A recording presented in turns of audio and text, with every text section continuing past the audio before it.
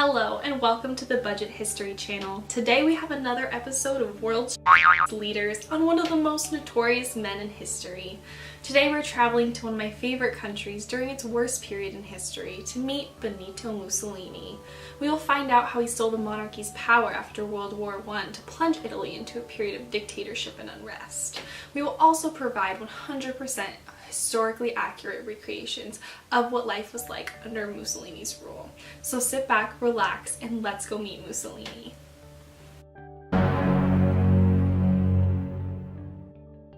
Born on July 29, 1883, Mussolini grew up in a working-class family as his father was a blacksmith.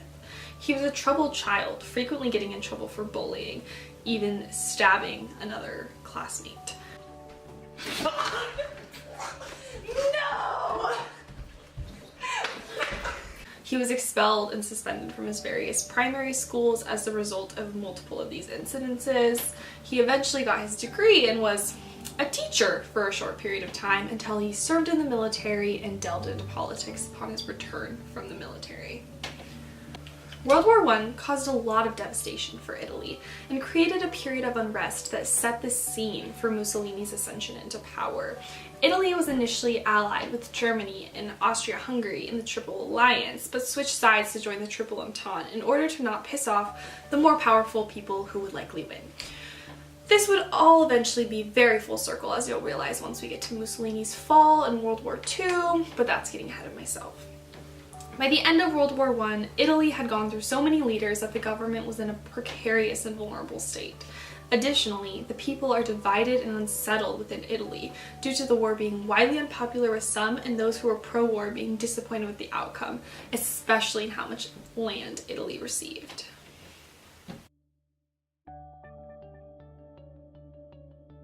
The years following World War I, specifically 1919 to 1920, were known as the Red Years in Italy. These were extremely tense years, where everyone was pissed off and revolution seemed right around the corner. Wartime businesses began to fail and the whole country experienced hyperinflation due to printing money during the war.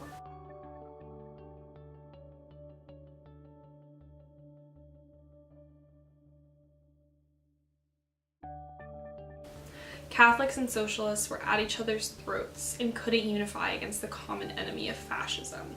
Everyone was broke, scared, and angry, and there was still an extremely weakened central government. Mussolini basically realized this was his time to shine.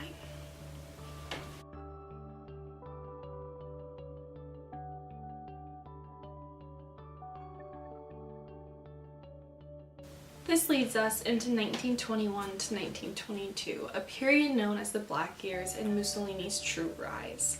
He was elected as a deputy in parliament in 1921 after losing in 1919. Fascists started taking over socialists in the government, with backing from landowners and many members of the middle class. Mussolini became increasingly more powerful, as did the entire fascist party. His fascist squads, known as Black Shirts, came in and started overthrowing smaller local governments and occupying railway stations. During the Black Years, many of Mussolini's political opponents went missing. In true dictator fashion, he went around killing a lot of people who could have opposed him. He was converging on Rome, putting immense pressure on the king. Being a somewhat weak, the king, instead of trying to fight him, invited Mussolini to form a new government as prime minister. Though it didn't give him ultimate power right away, it essentially gave him the keys to the kingdom. In 1924, he called for re-elections in parliament, and using intimidation and a healthy amount of fraud, the fascist party won 66% of the vote. Who would have thought? Oh, and even better, Mussolini started creating emergency laws as soon as he became prime minister. But in this case, emergency meant taking away the rights of any other political party and ensuring that he would never be voted out of office. These laws included making suspicion of being anti-fascist punishable by imprisonment without trial and heavy media censorship. 66% of newspaper media was controlled by fascists, and all others had strict guidelines and risked punishment if they expressed anti-government sentiments, and were often threatened with arrest just anyway.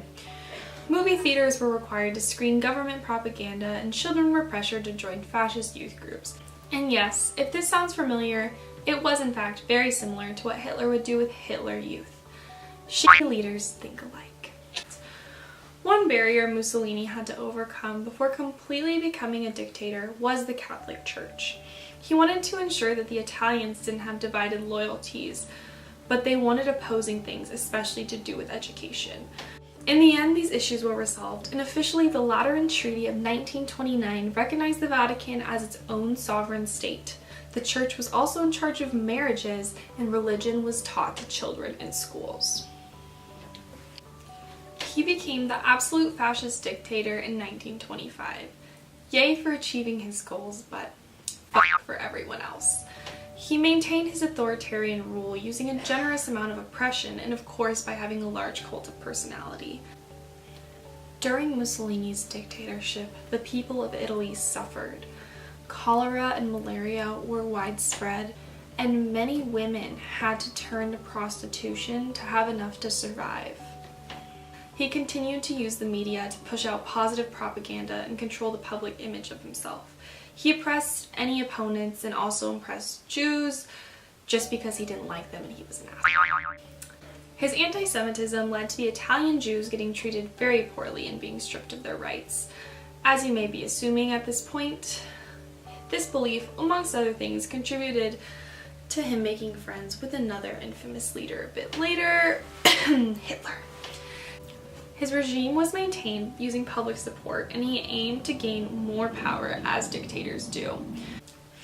This was largely seen in his expansionist foreign policy, where he kept trying to invade places. He did actually gain lots of territory, like Albania and Ethiopia, but his master plan was to control the Mediterranean Sea so he could control all Western trade to Asia. He wanted to complete his trade route after acquiring this land, which led him to get involved with Hitler in 1936 in a somewhat informal alliance. He hoped that it would cause the French and British to be scared and allow him to take more land in Africa. This was a major mistake though, because he ended up involved in the wrong side of World War II, and that directly led to his fall. His power-hungry ventures in foreign expansion screwed him over in the end. In 1939, Italy allied with Germany in an alliance known as the Pact of Steel. And when Italy joined World War II in June 1940, they would go on to be the Axis powers until late 1943. Italy joined the war as part of their attempts to gain more territory, but had miserable military failures in the Balkans and Northern Africa. On July 25, 1943, Mussolini was ousted by his own government after the king informed him that World War II was basically lost for Italy. The soldiers had lost morale and resources were drained.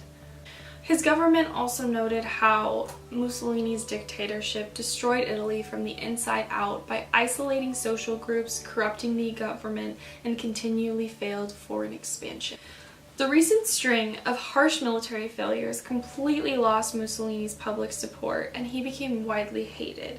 It also lost all of Italy's land in northern Africa. Oui. Give me a hey! Hey. Give me a Mussolini. Hey, Mussolini! After he was ousted, he was immediately arrested, and Italy surrendering to the Allied powers became public knowledge that next September. Italy had once again switched sides in the midst of a global conflict, and on October 13, 1943, they officially declared war on their former allies, Nazi Germany. One of the most shocking things about Mussolini's fall is that when it came down to it, he was so defeated and overwhelmed, he didn't object, arrest anybody, or put up any bit of the fight you would expect from a dictator. He was detained, but only a few months later liberated by Nazi Germany and made to lead an Italian puppet state that was occupied by Germany. In 1945, he agreed to meet with partisans in Milan, not realizing that Germany was in the midst of formally surrendering and accepting their loss of the war. When he realized this, he realized how dangerous it was for him to be in Italy. He fled Milan with a convoy of fascists and his mistress at the time, Clara Petacci, heading towards the border of Switzerland. They were caught and captured as everyone knew the face of Mussolini from years of propaganda. On April 28, 1945, Mussolini and Petacci were violently executed by machine gun fire, and their bodies and the bodies of 14 other fascists were dumped in the middle of the biggest plaza in Milan. Their corpses were violently defiled, with objects being thrown, people shooting at them, and more violent acts. In 1946, Italy unsurprisingly voted to get rid of the monarchy and become a republic. Now that Mussolini has met his end, we've also reached the end of this episode of World's Leaders. Thank you for joining us today, and from everyone here at the Budget History channel, good night.